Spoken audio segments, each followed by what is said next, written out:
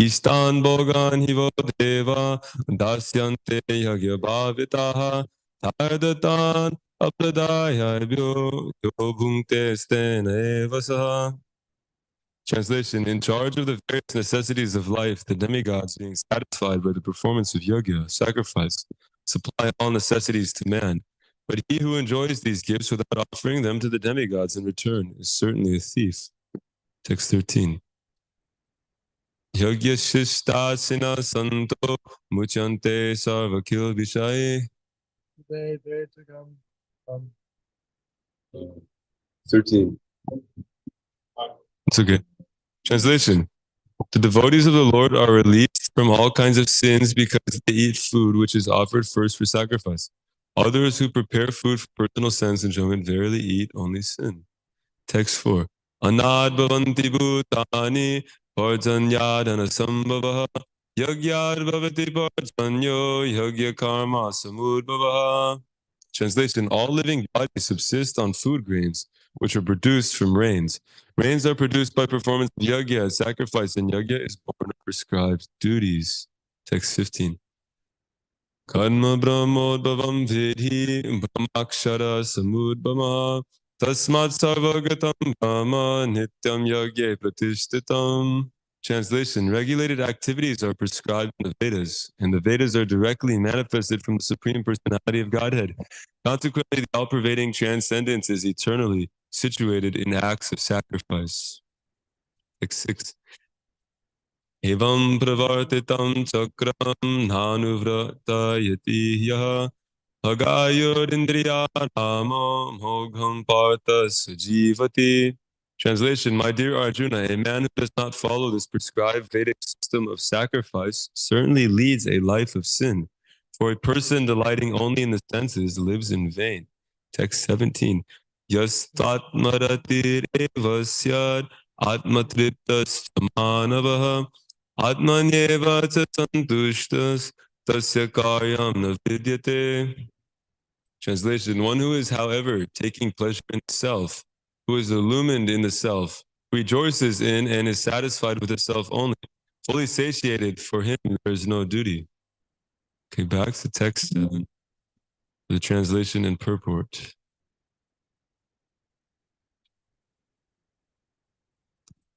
Translation: on the hand, he who controls the senses of the mind and engages his active organs in works of devotion without attachment is by far superior. Purport: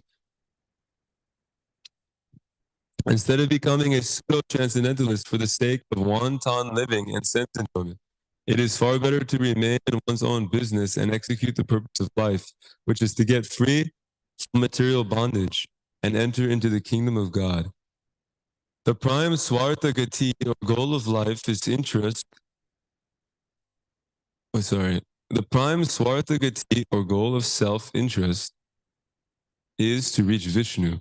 The whole institution of Varna and Ashrama is designed to help us reach this goal of life.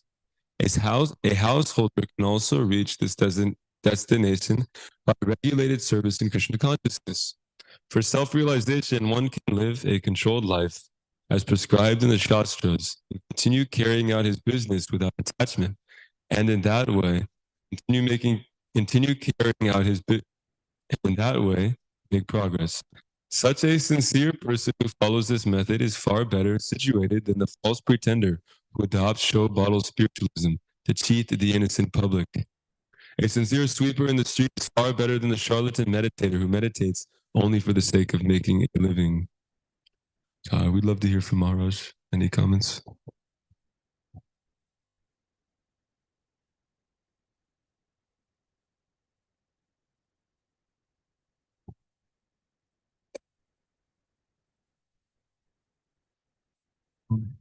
Have to keep engaged.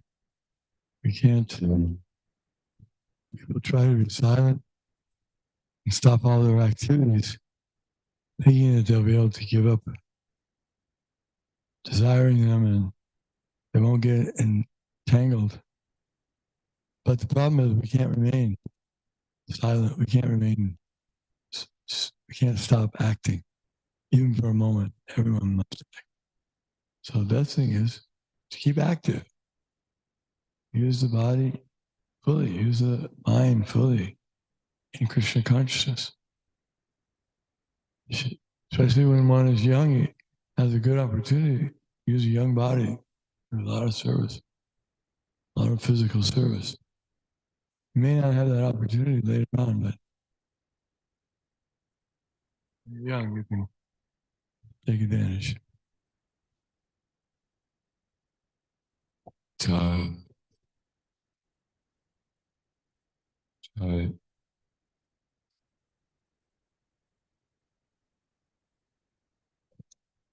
Haribo. Chai, thank you, Maharaj. Yeah. I had this problem. I remember growing up, I was seeing all this nice BBT artwork, all these different devotees in my house. And as a kid, I was attracted to the pictures, the artwork. But I remember specifically being attracted to the pictures of the yogis sitting there in meditation. I just thought it was cool. Just the one picture of the yogi sitting there. He's got, he's been sitting there for a long time. He's got vines wrapped around him and his soul is shooting out the top of his head. I like that. Particularly the image of Lord Shiva. He's always seated there in meditation. I've always been attracted to that. And before I came to Krishna consciousness, I thought okay, if I just imitate that that would be spiritual. I just sit there and be silent and try to be blissful, and that would be spiritual somehow.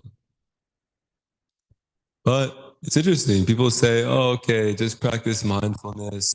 Just observe your thoughts, become the witness of your thoughts, let your thoughts pass by." And kind of realize that you're the observer, you're the witness. You're not your mind, you're not your false ego. Kind of focus your attention and bring it all the way back, bring it all the way back. It's but the thing is like, you try doing that, you'll realize that what you're witnessing are all these thoughts passing by are sense gratification. They're orientated on the senses. So you're sitting there witnessing thoughts, okay, movies, movies are playing, sense gratification is playing. Because the nature of the soul is that it's active, it's dynamic. It wants to do things. So we want to do things. We want to do things, right? So we see that, okay, here I'm witnessing these things. And what happens is that a thought passes by while you're observing. And then eventually you identify, you go, that's a great thought. That's a great idea. I just spent 30 minutes watching all these horrible ideas. But then one thought passes, you're like, that's a great idea. Well, turns out it's not a great idea. You think it's a great idea, but it's just another material activity, whatever it may be. Okay, I'm gonna go campaign for Save the Soil. I'm gonna go campaign for peace in the Middle East. I'm gonna go campaign for Save the Rivers. That kind of idea. It's like you think that it's a good thing. Okay, so it draws one out. Usually these kinds of things draw those so-called yogis out of their kind of meditation, so-called meditation. Meditating on what? Well, their thoughts, their mind, their breath. So these kind of ideas will draw the yogi out, and then he eventually implicates himself in karma. He gets entangled again in material activities, like so many different things. But when the soul is not we shouldn't artificially try to negate activity because it doesn't work. Soul is naturally hankering for some enjoyment, some relationship, some thing tangible, something spiritual, something spiritual. So we just engage our senses in Krishna's service like that. Use the body in Krishna's service. Use the mind in Krishna's service. Use the tongue in Krishna's service. It's actually It's very simple, actually. The philosophy is very simple. We hear that what's the most voracious of the senses? The active organs, the tongue. The tongue is the most voracious. You know, the most voracious. It's so hard to control the tongue. Overeating, speaking some nonsense. Prajalpa. Jiva vegam manasakoda vegam. Udarupasta vegam. You know, the belly, the mind, speech, vacho vegam. Vacho, controlling the speech is very difficult. Very, very difficult.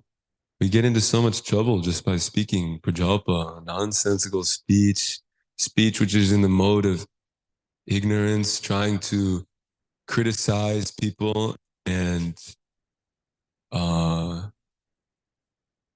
talk down on people. And it's horrible, especially when we do this, we really disconnect ourselves from Krishna.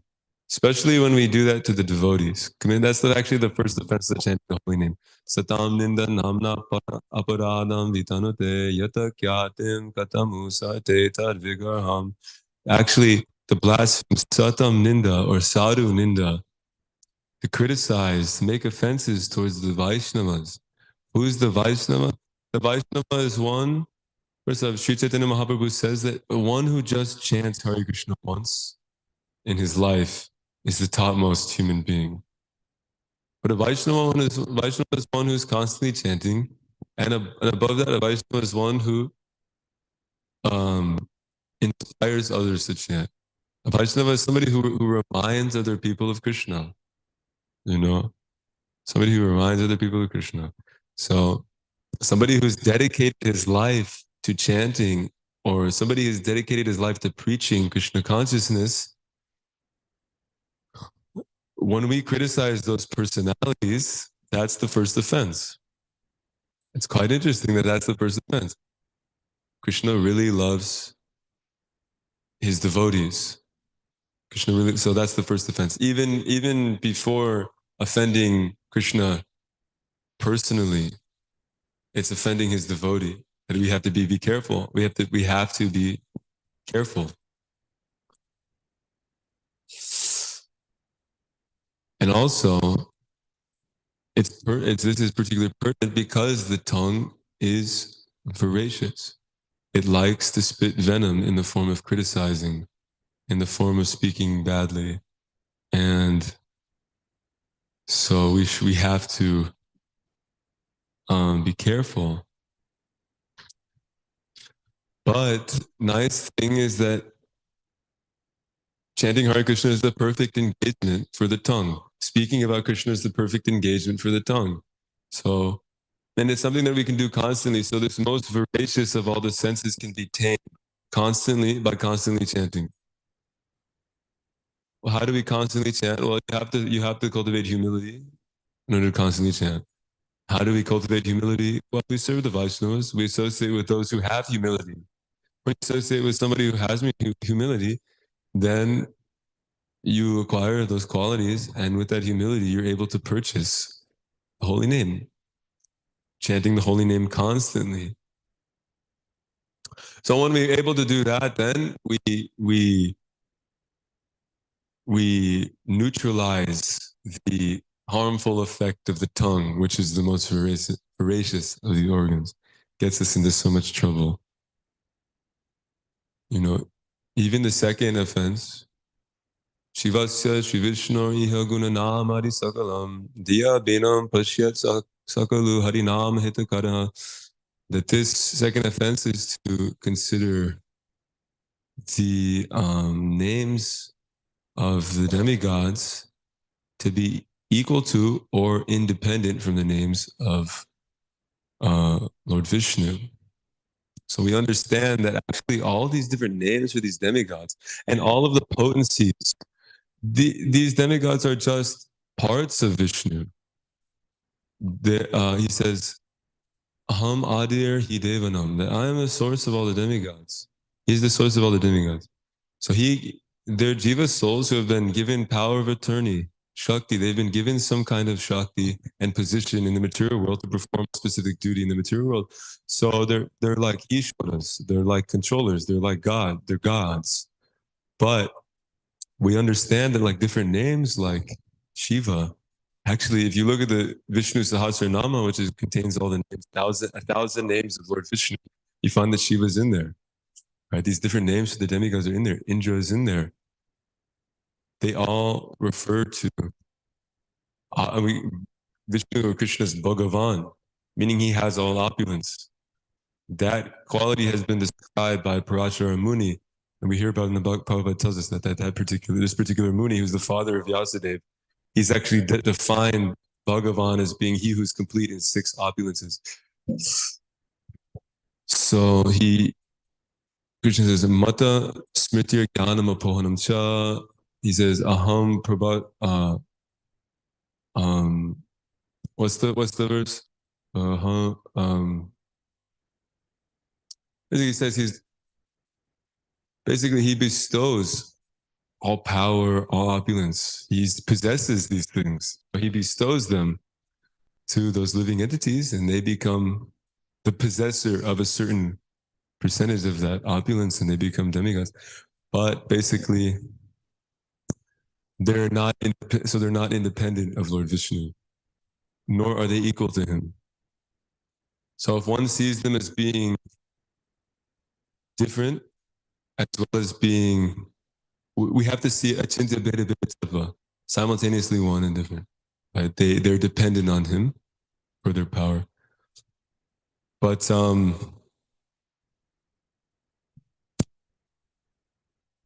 that's the second of the holy name. It's another thing. So that's another thing we have to be careful, using our tongue to speak the wrong conclusions.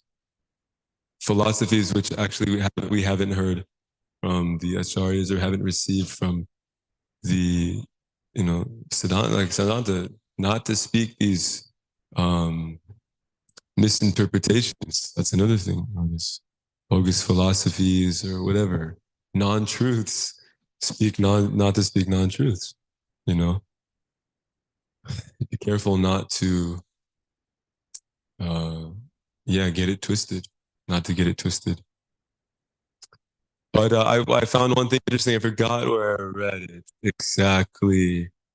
It's in one shastra. And while I was hearing one devotee speak,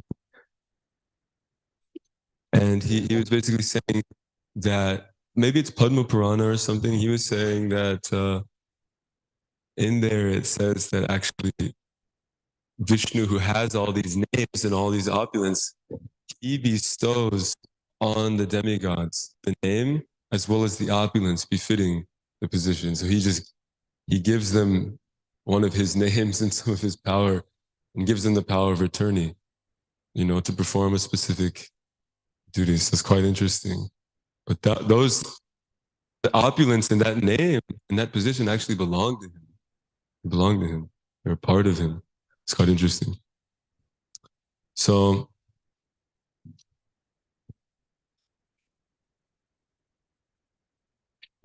third offense is guror avagya, to disobey the orders of the spiritual master. To disobey the orders of the spiritual master. Sure.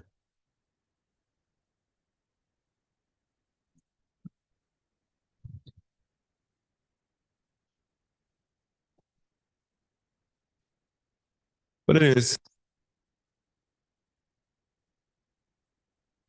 just by controlling the tongue, very easily the mind becomes the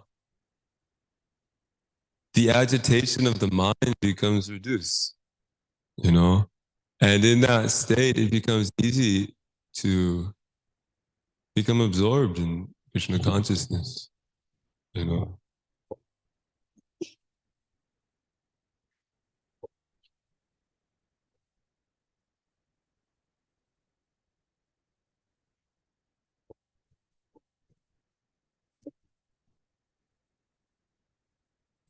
And anyone can practice this.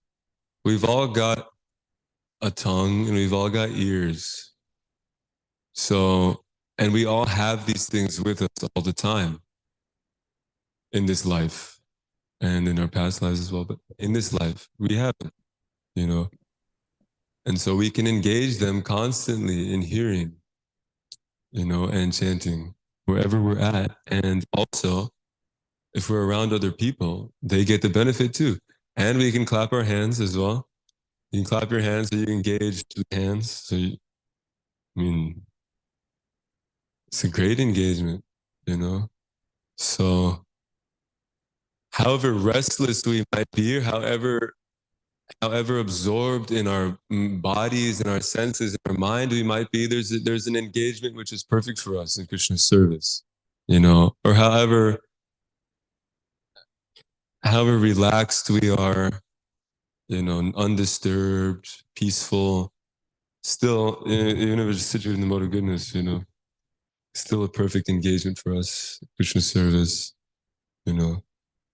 So we can be engaged in all of our all the various degrees of life, human life that we see can be engaged fully and perfectly in Krishna service. The Varna Shrama. So all of the Varnas, they're engaged. And they all have different degrees of like material work. Shudras are very much using their hands, sweep, and um, this is a nice point. A sincere sweeper in the street is far better than a charlatan meditator who meditates only for the sake of making a living.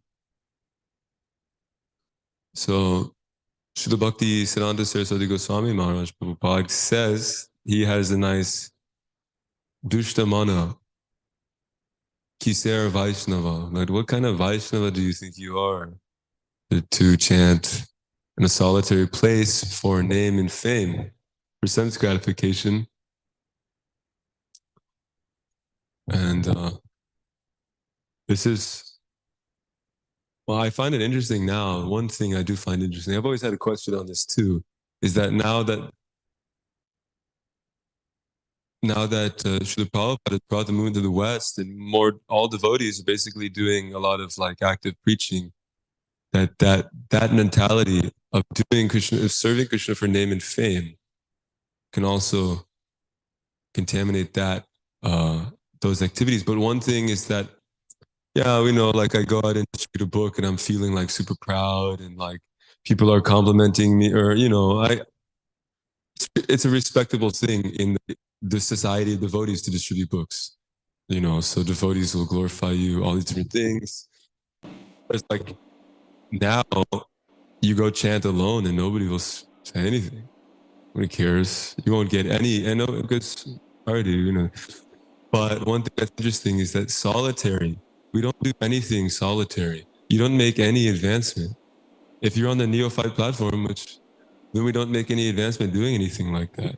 Or as Haridas Thakur, Acharya, he's Paramahamsa, he's the topmost Vaishnava, you know, pure devotee, fully realized.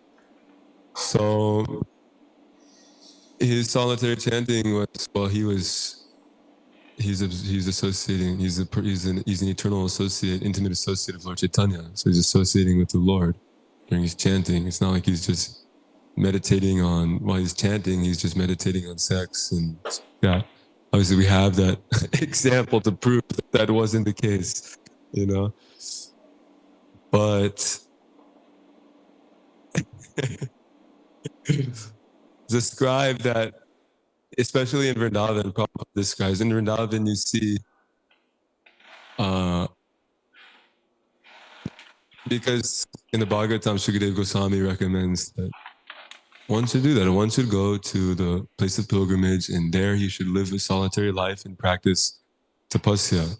But they misinterpret that. They don't understand it. So they go and try to imitate that. Then they just are like monkeys. You know, it's described Markata Vairagya. The persons who do this are just like monkeys, where they look renounced, but really they're doing what they do to get sense gratification, you know. So, but if we have this mentality when we're doing books, oh, if I become a big book distributor, maybe some Mataji will find me very attractive, whatever, or, I want to accept the fame and glory, being a great devotee. But the thing is because we're preaching with devotees and we're out there with other devotees, and we're confronting non-devotees fighting against the material energy. We learn the philosophy and we're able to use it,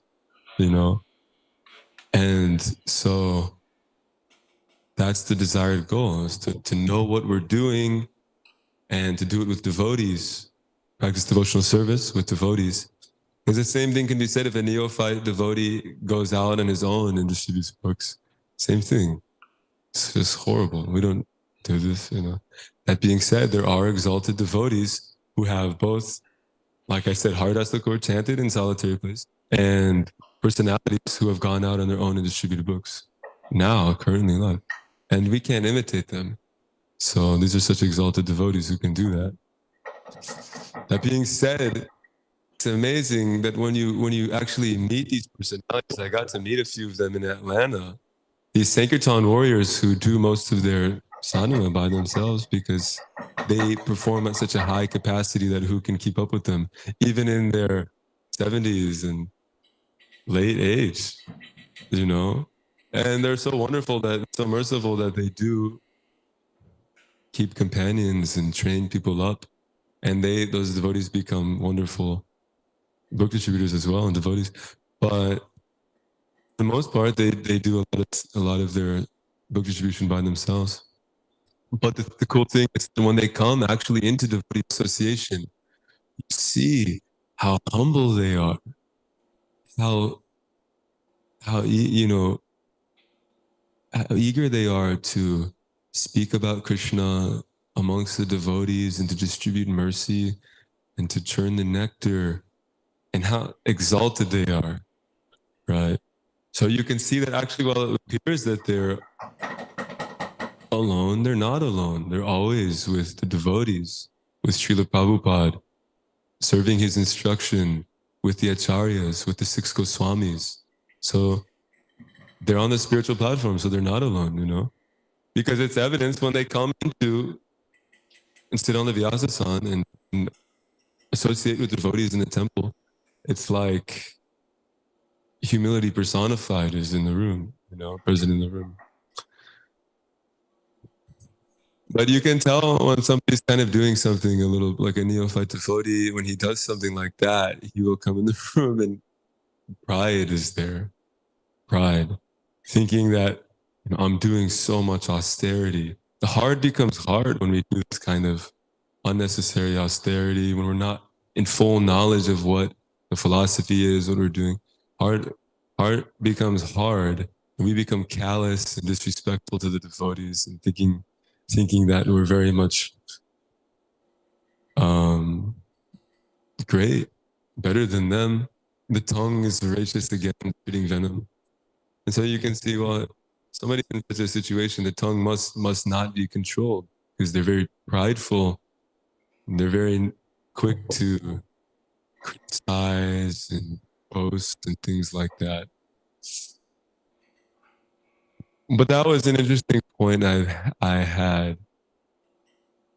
I thought an interesting question that I had about the difference now. And also with technology, there's no question of like, if one is chanting, if one is chanting, we're very much now encouraged to invite somebody to our chanting. So let's say it's at the chant rounds day, later on in the day. So I'm very much encouraged to pick up my phone and maybe call somebody to chant with me, and finish up my rounds with him on the phone. So there's no question of solitude. We can't, we're being encouraged by Krishna to preach, my Prabhupada to preach. Whatever we're doing, we preach. Got these phones, Let's get people on, chant with them, read with them, and we make so much more advancement because we're facilitating somebody else's advancement. You know, so things look a little different now. You know, things look a little different now. That's one nice thing. Is that we're not artificial renunciates. We can engage everything in Krishna's service. It's called Yukta Vairagya. Yukta Vairagya. Everything can be engaged in Krishna's service. And we're being impelled to, because if we actually practice this artificial renunciation, we'll actually just, you know, become charlatan meditators, meditating only for the sake of making living, because we're still attached. You know, we have these natures, we're still attached. My nature is that I'm addicted to fruitive activities, and due to some overzealousness or some overconfidence, I give up things. Then I'm still addicted to this fruitive activities. It's gonna manifest in another way, you know. So, or I'll have a yo-yo effect where I'll give it up and then I'll bounce right back, and even harder. So we don't need to overcomplicate things. Make things simple. Engage our senses engage the senses in Krishna's service. They're actually his senses. Rishikesha, he's the master of the senses. So let's speak of any renunciation, nothing belongs to it anyway. So everything is Krishna's. So let's just engage in Krishna's service. Why am I gonna, you know?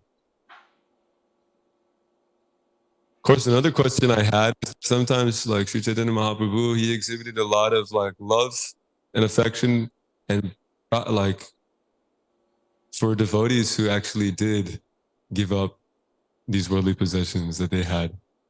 You know, I'm thinking of the Goswamis, Raghunath Das Goswami, and but he's an exalted personality. Right? It's not ordinary. Ordinarily, somebody tries that, they'll just make things a little difficult for themselves.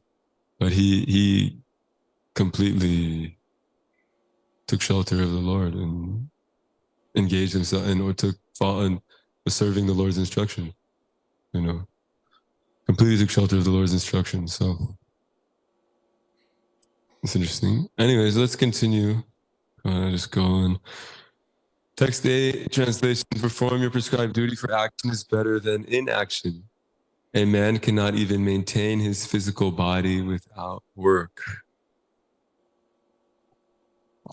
Report: there are many pseudo-meditators who misrepresent themselves as belonging to high parentage, and great professional men who falsely pose that they have sacrificed everything for the sake of advancement in spiritual life.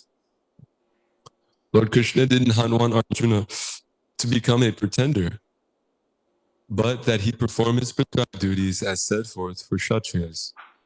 Arjuna was a householder and a military general, and therefore it was better for him to remain as such and perform his religious duties as prescribed for the householder Kshatriya. Such activities gradually cleanse the heart of a mundane man and free him from material contamination. So-called renunciation for the purpose of maintenance is never approved by the Lord, nor by any religious scripture. After all, one has to maintain one's body and soul together by some work. Work should not be given up capriciously, without purification of materialistic propensities. Anyone who is in the material world is certainly possessed of the impure propensity for lording it over material nature, or in other words, for sense gratification. Such polluted propensities have to be cleared. Without doing so, through prescribed duties, one should never attempt to become a so-called transcendentalist, renouncing work and living at the cost of others. Oh, that's kind of a superficial idea of spirituality. Oh, you know, I'm somebody who's very passionate, culturally American, and very much addicted to a high, intense amount of work and sense gratification. So I require a lot of things to sustain my false ego in my mind, in my body. I'm deeply entangled and then to become attracted to, let's say, some false idea of spiritual life, like they see the Buddha or something, or Shiva, or they see some yogi and they become attracted. So they say, I'll just imitate, I'll just do that. I'll just grow my hair out, let my nails grow out, start trying to meditate, stop eating, like that. But actually what happens is madness. It's just chaos, there's madness. Then it's just it's a surface level, superficial understanding. Better is just to inquire from right authorities, take the association of devotees, and hear what I have to do in my current predicament. Not create so many catastrophes in my life for the sake of trying to do something, and even though I'm just on a whim, some passionate thing. It's just like I was listening today, Prabhupada is talking about Dharma in one of his lectures. Talking about Dharma. Dharma is not some kind of faith that you just change. Okay, one day I'm Christian, one day I'm atheist, one day I'm Muslim, Hindu, whatever. Dharma is not something like that. Dharma is the thing you can't change. It's the service. So whether you're a Hindu, whether you're Christian or this, that, in this body or that body, you have this particular function of the soul, just service. Even you're a squirrel, you're serving your senses, you're serving your squirrel family. So this Dharma transcends all these superficial things, these bodily things. We should understand. We should just understand the conclusion. Therefore, to think that I can just change my body and that's the goal of life, just change my identity, keep changing it, and I'll be satisfied like that. No, you won't be satisfied. Just following the dictations of the mind. But where does it end? So my mind's telling me, all right, man, put down the Quran and pick up the Bible. It's nice. I mean, some knowledge is there. You're experiencing things, but then, reject that and accept this thing on this or whatever it may be. Always rejecting and accepting. So where does it end? You make a habit of it when you don't just say, okay, put your foot down and stop following the orders of your mind and start following the orders of the Lord. Eventually you just have to do that. You have to realize that the goal of life, as was described here, let's see, what was the word? Was it Swartha Gati? Is to reach Vishnu. Right? Swartha Gati is to reach, the goal of life is to reach Vishnu. And I can't do that if I'm just serving my mind or somebody else. My senses, I've missed the goal of life. It's sin. You missed the mark. It's a sin. Those are sins when you don't understand what the goal of life is and aim for it. Keep your eyes on the prize. You can't keep your eyes on the prize if you're paying attention to what your mind is telling you to do. Then you're keeping your eyes on the prize, but the prize is being dictated by something other than proper authorities. So we should hear what the prize is from the proper authorities to keep our eyes there. That was one practical piece of advice that one really nice buddy gave me. Just keep your eyes on the prize. It's just this Lord's lotus feet. It's the lotus feet of your spiritual master. It's the holy name. It's the spiritual world. All of these things are Krishna. So keep your eyes on the prize. The prize is Krishna. Oh.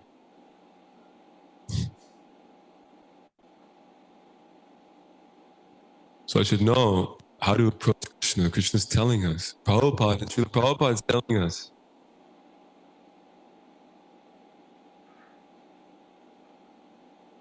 Work done as a sacrifice of Vishnu has to be performed.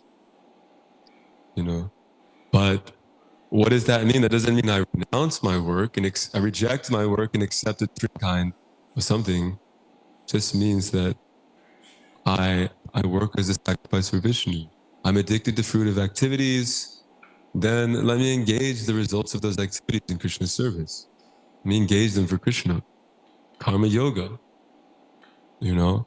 So now, okay, I'm making money, but I'm making money for Krishna. I've installed a deity in my house. And now all the money I have is being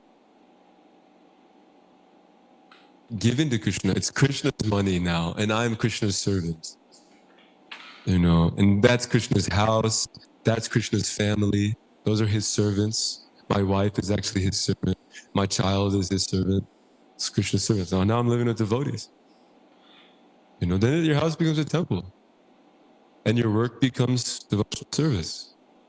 You know? And you're successfully taking Krishna's energy and you're using it in his service. And then you can use the money to perform wonderful deity worship and invite friends and family and devotees, wonderful kirtan and wonderful prasadam. And this is Krishna consciousness. And it's just as good as somebody has maybe on the sannyas, you know, has given up those things. It's just taken to, chanting and hearing and studying and giving up all those activities. Just as good. It's the same platform. You're fully engaged in Krishna service. You know, it's nice. So, yeah, anyway. Getting kind of late. Any questions or comments? Maybe anything from Arash on the phone or something? Okay.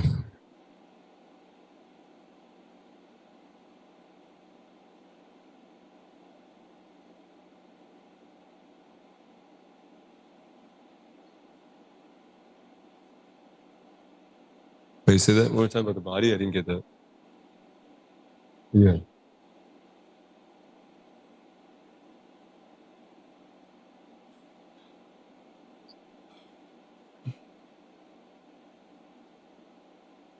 For sure.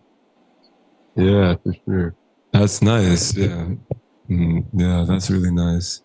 Yeah. So if we're somebody who has all these different, I have my body, of course, in my senses, but beyond that, I have possessions.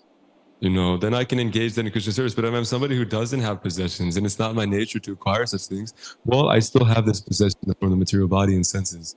So let me engage that in Krishna service too, you know.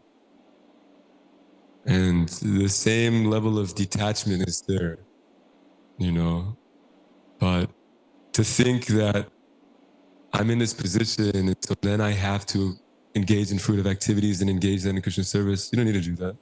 You have these things now, so engage. And to be in that position where you have all these things and to think, well, let me get rid of all these things. And you don't have to do that either. You just have it. So engage in Krishna service. You know, it becomes transcendental. Of course, when one is detached, he comes to a point where he's no longer addicted to accumulating so many things. Then he can, at the end of his life, he can take that position where he doesn't have anything except his ears and his tongue. And he just engages those in Krishna service, you know.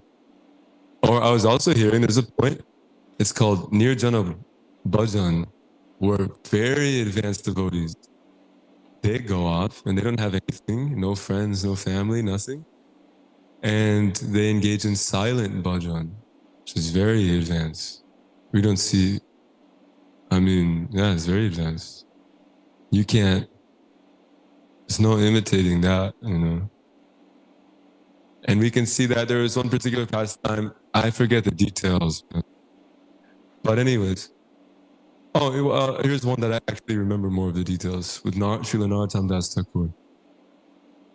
So he attained an unspeakably exalted position as one of the Lord's eternal associates.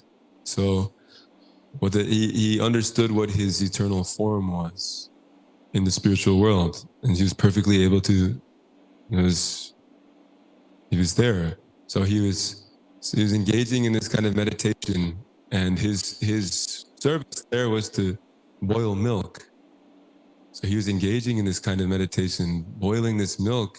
And when he came out of his meditation, his hands, because when you boil milk, the milk spills over and burns you. bubbles pop and the milk gets on you and burns you. He came out and he had all these burn marks on his hands. So that's an example of this kind of state where devotees even in just engaging in a silent worship, where totally samadhi, deep absorption. It's like you're in the spiritual world, deep absorption. So there's other examples where a devotee like that was doing that as well, and he touched the pot in his spiritual form, the spiritual world, and he burned his finger. So, anyways, side point. But okay, Jai. Srimad Bhagavad Gita as it is ki jai. Srila Prabhupada ki jai.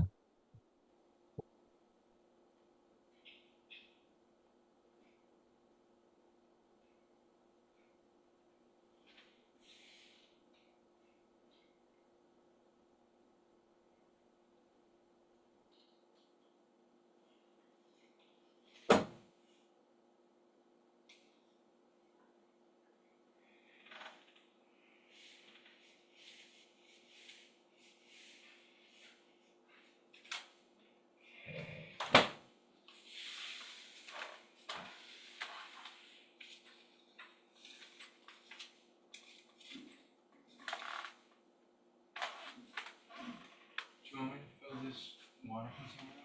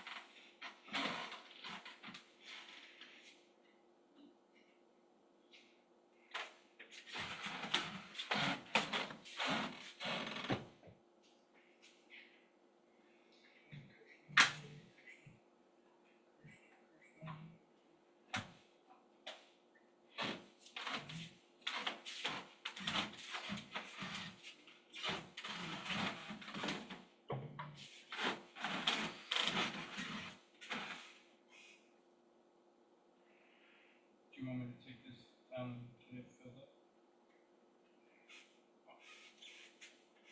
Can I move this?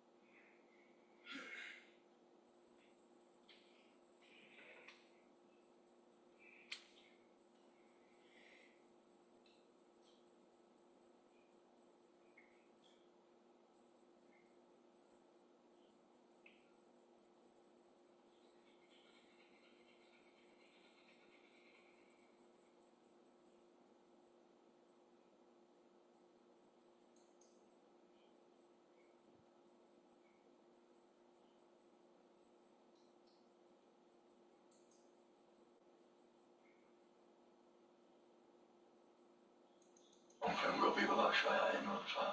Om Klim Gopi Balashaya Isma. Om Klim Gopi Balashaya Isma. Om Klim Gopi Balashaya Isma. Om Klim Gopi Balashaya Isma. Om Klim Gopi Balashaya Isma. Om Klim Gopi Balashaya Isma. Om Klim Gopi Balashaya Isma. Om Klim Gopi Balashaya Isma. Om Klim Gopi Balashaya Isma. Om Guru Vaswata Sattva Margin Vasyanti Yoyona Jaya. Om Guru Vaswata Sattva Margin Vasyanti Yoyona Jaya. Om Guru Vaswata Sattva Margin Vasyanti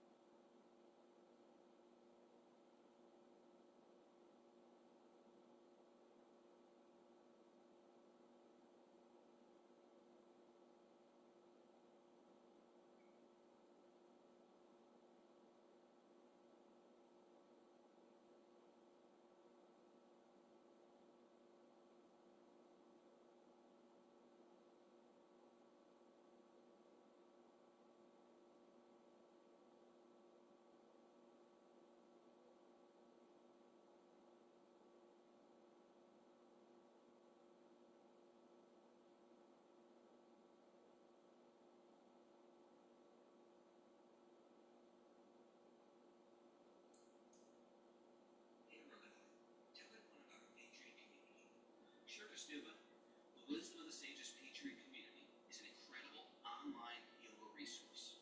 If you like the type of yoga wisdom and culture we share on the show, then our Patreon community is a great next step. This is a listener support. Hare did seem pretty good next day. On the job longer than what it was. Yeah, it's okay. The first thing I did. The announcements, Back to your government meeting at 5:30 a.m. Eastern Time and 7 p.m. And a rematch from 7 a.m. Yeah, because we got a group of people here that we can work on here.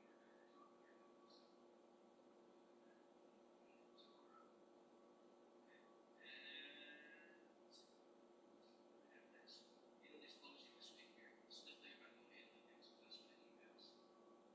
Go to the website, wisdomofthesages.com/events. It's closing this week, so if you're interested, let's do this. Remember, next year, me and Tim are taking a group. Next year, 2025, we're going to listen to training. Yeah, registration. The registration's open. What? wisdomofthesages.com/events or our India wisdom training. It's like 2 weeks or 12 days, I think, in Ecuador, which is quite wonderful. And at the same time, we have our 200 members here, also teacher training going on. They have nothing coming up, the teacher training your way. Those are the girls who see the faces here at the land.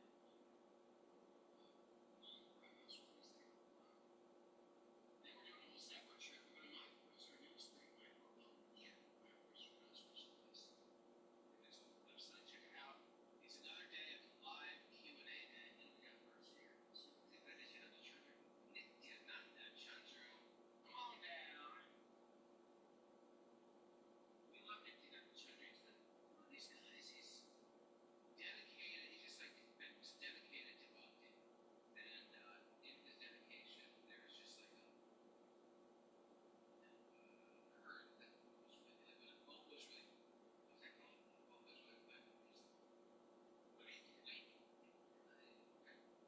Everyone was hearing what's from. Start that over. Let's see. We never unmuted it. Let's start with it. How can we access it? Can't access it up there. Okay.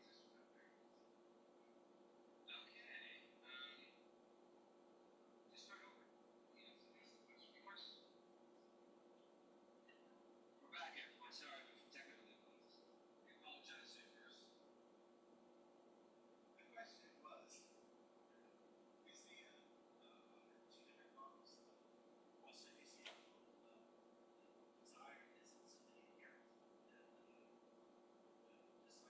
light bulb, it's just white lights. And white light has all these different colors. It's like it's there, but then you got blue, pink, and gold. And all of those being back and just it's a covering or corruption, pressure. All this where we see is desire something external that the consciousness is reaching out, and desires are a functioning of the mind. The mind is like we identify as we say, those are not my thoughts. We are not our thoughts. The consciousness reaches out and attaches itself to the desires that are flowing within the mind.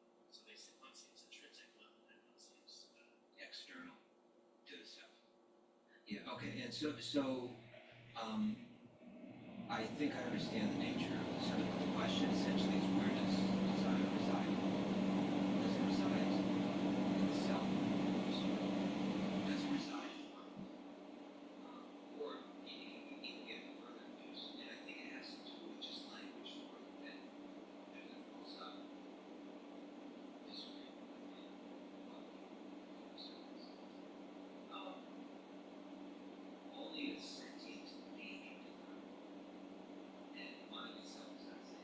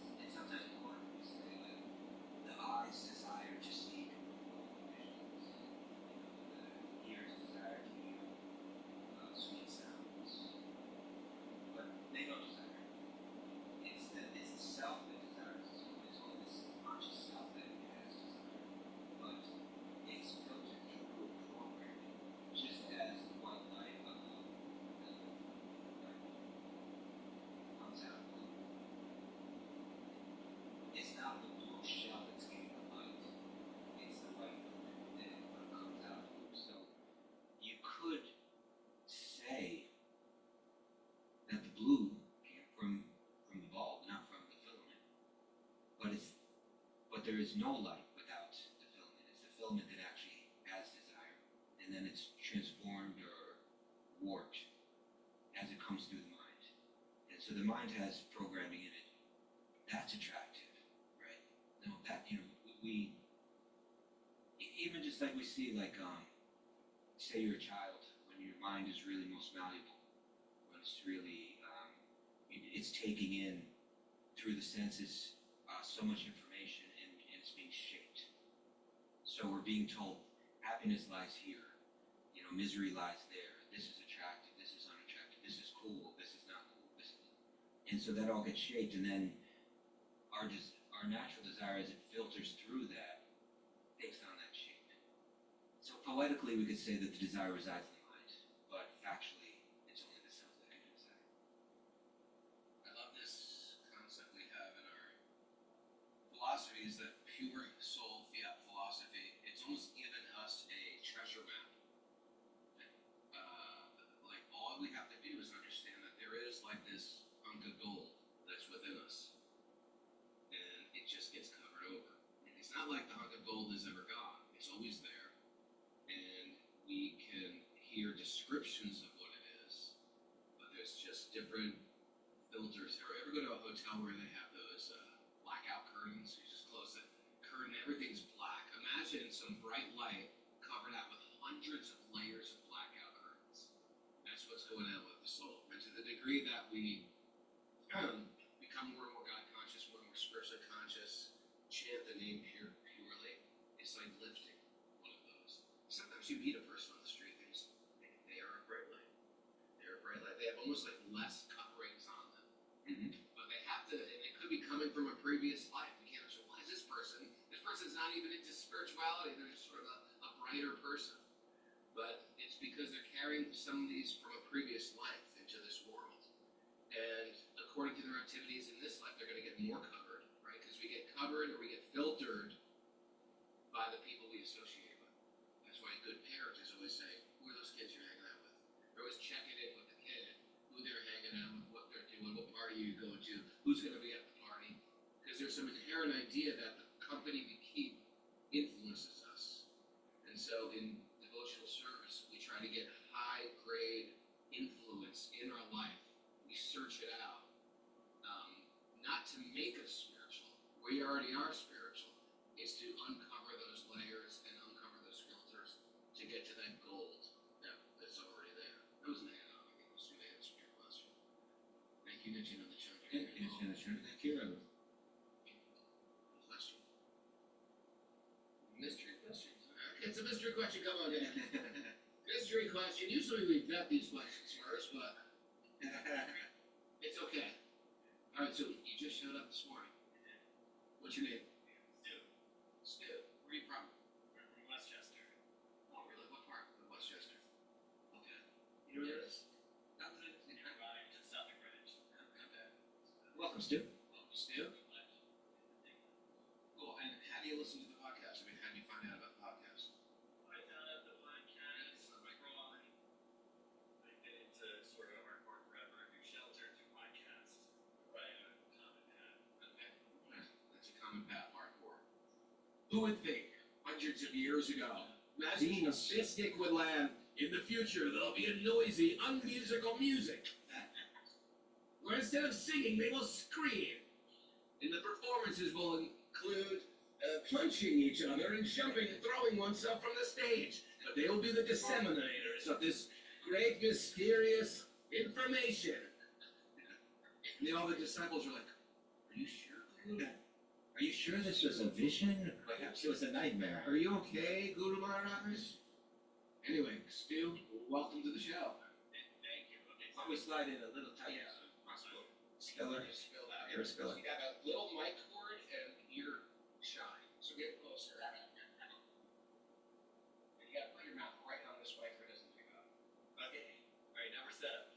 Okay, so my question is, in the the Bhagavad Gita, right? We have this idea that we do our duty and we take action, but Bhagavad gives the result of the action. So this enables us to accept whatever comes to us as prasad from Bhagavad and gracefully accept in our circumstances. Not like you're answering questions. However, I guess you up. I said, This guy's got it. He's got it all figured out. However, we also have the concept of free will, right? Yes.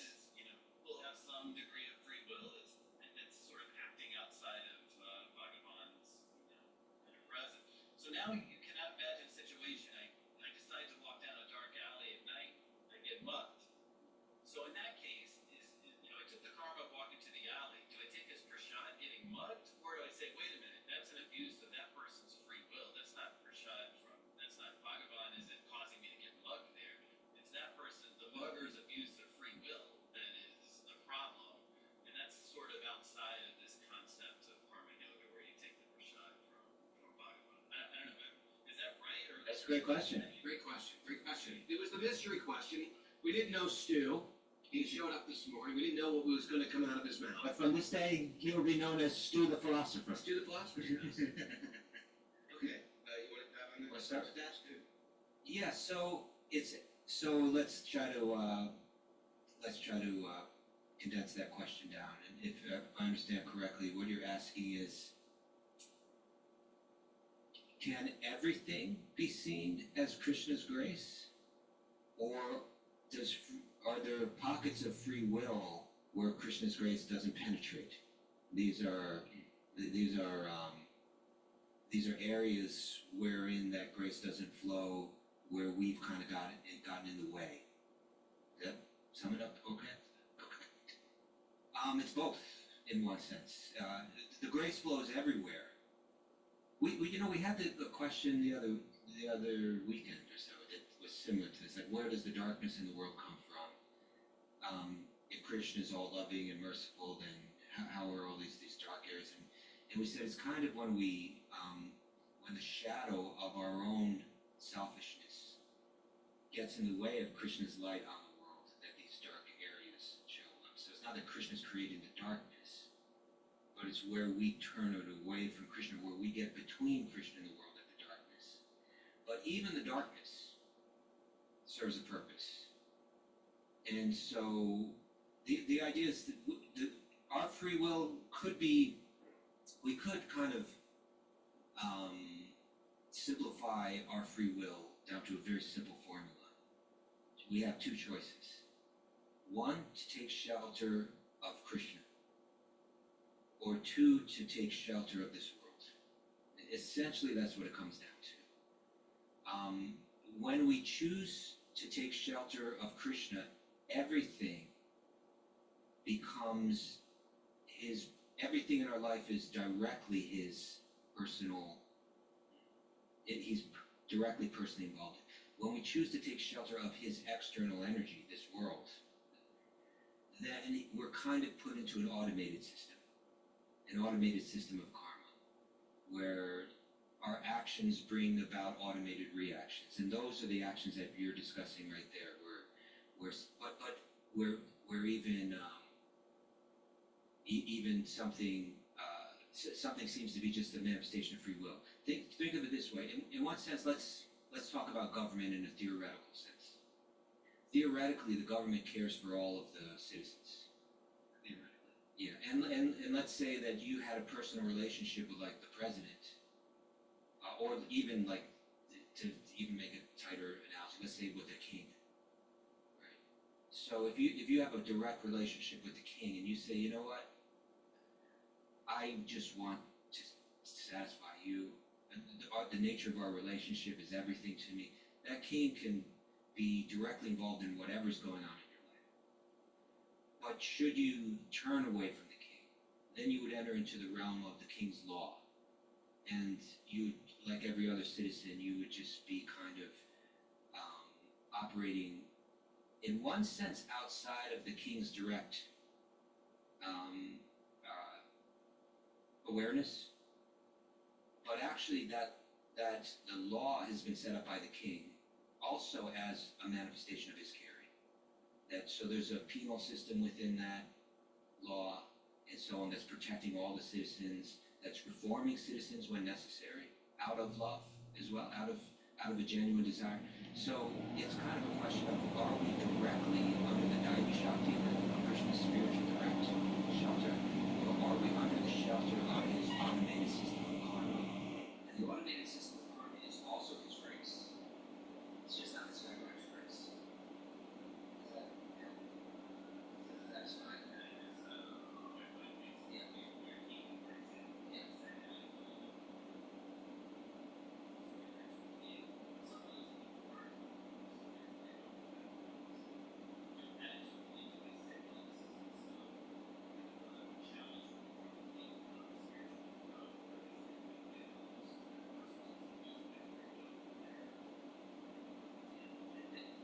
once we're,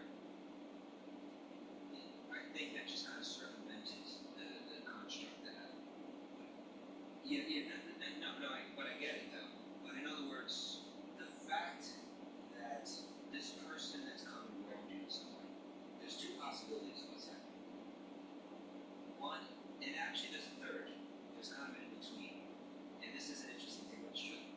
Once Srila Prabhupada just shared this, I don't know if I can find a scriptural reference for it, but he explained it this way. He said that once we give ourselves to Krishna, once we say, I want to take shelter in you, he says it's kind of like pulling the plug on the fan. Like when you pull the plug, the fan is still running and air is still coming from it, but the generating power behind it has been disconnected. It's winding down. So he said that the karma that we receive as a devotee can be a kind of winding down, weaker and decreasing form of karma. So that's kind of one way to look at it. In other words, it may be that I decided to show that Krishna someone's wrong to me. That could be like a remnant of karma still playing out by but for the devotee, we see all this Krishna's grace. We interpret all this Krishna's grace. Even the law of karma is set up by his grace. So if someone's done me wrong, I can feel like I'm so unfortunate that I'm still operating under Krishna's law of karma and transcending and have entered into a realm of non-suffering. Or we can say, whatever it is, it's Krishna's grace. It's an opportunity for me. It's not something that slipped out of his realm, and he has no control over it. The question is he directly involved or is he altered his grace? Krishna says in the Gita, he sees everything to be perfect, also in so it's really up to our nature how we see what's happening. And as you perhaps on the tape is I think I think that the baseball bat, that's unfair. This is maybe that's pretty good. Actually, and I'm experienced this firsthand. My first time being able to have very, very sick. Right, there was a neurospecialist.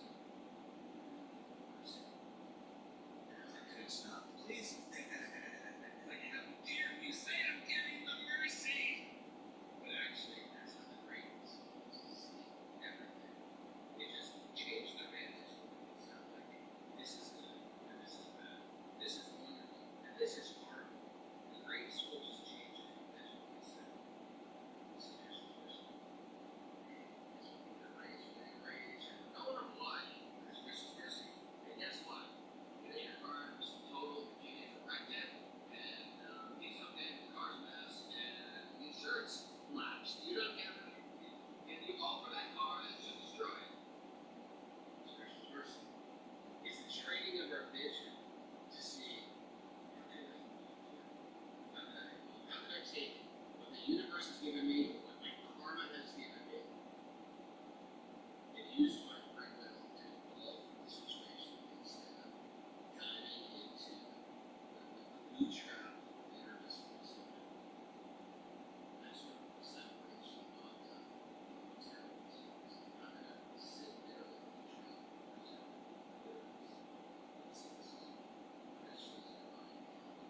When you look at it like that, you wear those goggles. Everything is everything is used for your function. It's such a great way to look at it. And he's the officer so far. Student philosopher. Pretty amazing, huh? That idea 500 years ago, sitting around in the future, our core will be the 7. They will hear type of music that's no music. Kali Yuga will manifest all kinds of In Kali Yuga, those who are musically talented will be considered great musicians. They will pay money to fling their bodies from the stage. What do you mean by flinging those bodies? Because you will never understand. Intentionally? Absolutely. Growing them up. That too.